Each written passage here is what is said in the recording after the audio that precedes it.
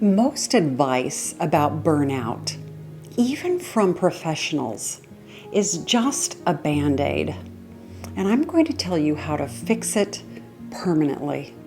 Here's the one thing that people aren't talking about. Are you ready? It's called scarcity mindset. So stick with me to the end of the video and I'll explain to you exactly what it is and a bit about how you can get out of it. Hi, I'm Karen Tax, a holistic leadership coach with IAMX. I help you make your work more meaningful and profitable at the same time. So now that we know that the root cause of burnout is a scarcity mindset, what is it and why does it happen? In our culture, in our society, a scarcity mindset is the belief that we're never doing enough. We never have enough. We never are enough.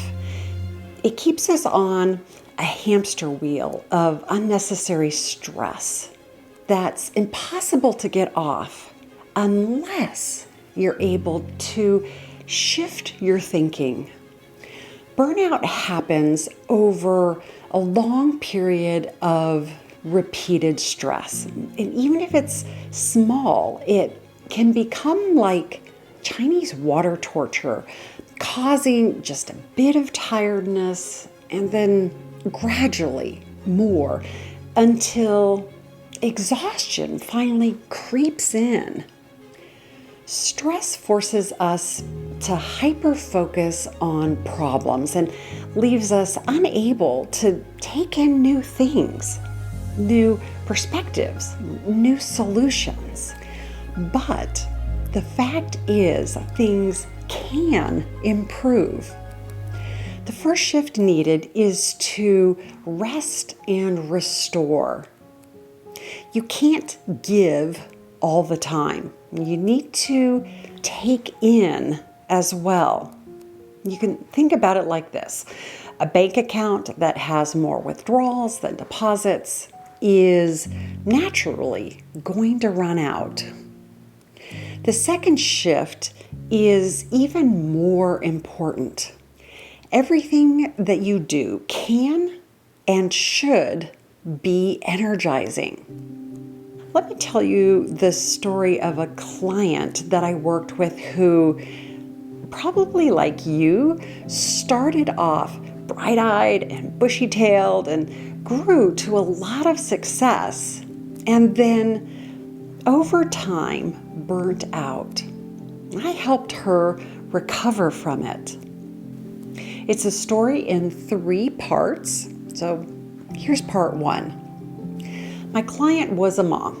After years of raising a young family, she was ready to re-enter the workforce.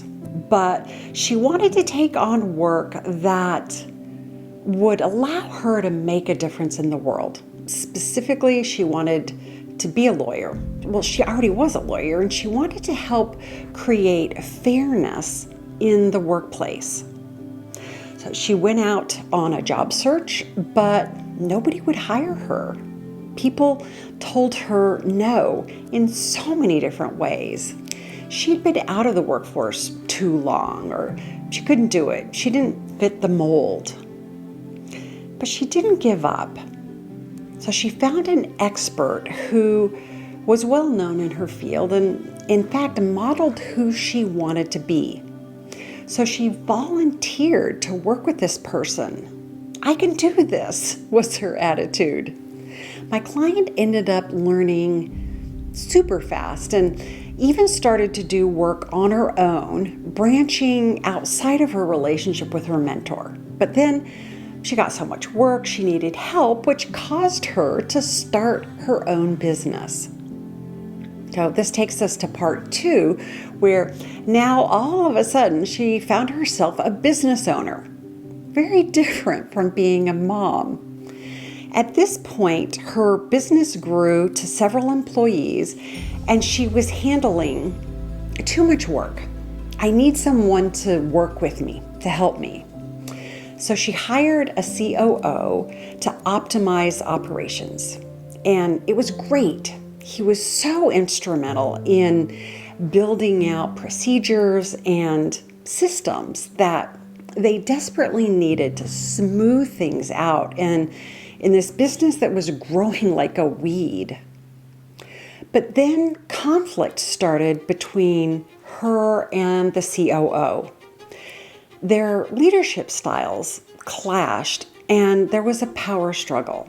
She wanted a participative style of leadership that empowered people, which was how she had always run the business. But he, the COO, wanted a more command and control style, and he wanted to change things drastically.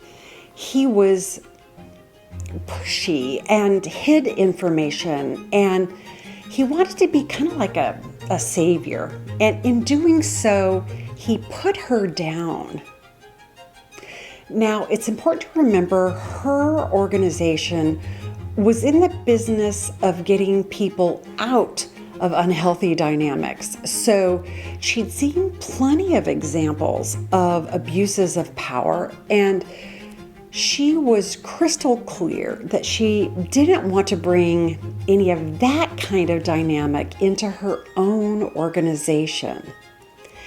Instead, she wanted to be an example of a healthy organization. So this leads us to part 3, which is when I came in. And by this point, there was a whole lot of mess that needed to be cleaned up. Much of it was unaddressed conflict that had been brewing for quite a while.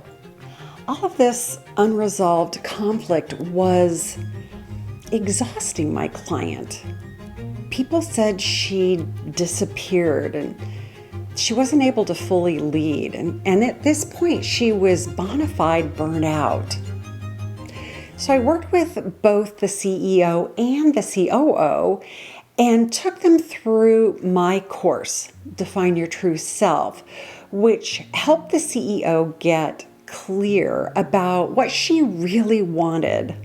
And at the end of the course, she came to realize the unhealthy power dynamics that were going on between her and the COO, and decided they were ultimately unresolvable.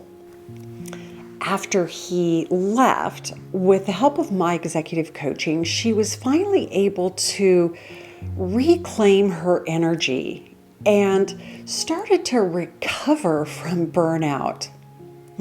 As a result, she came back into her own natural way of being with people and ultimately into her confidence. So the scarcity mindset of my client that led to burnout was, I'm not enough on my own. I have to be like the COO. After all, he's the expert, he knows best.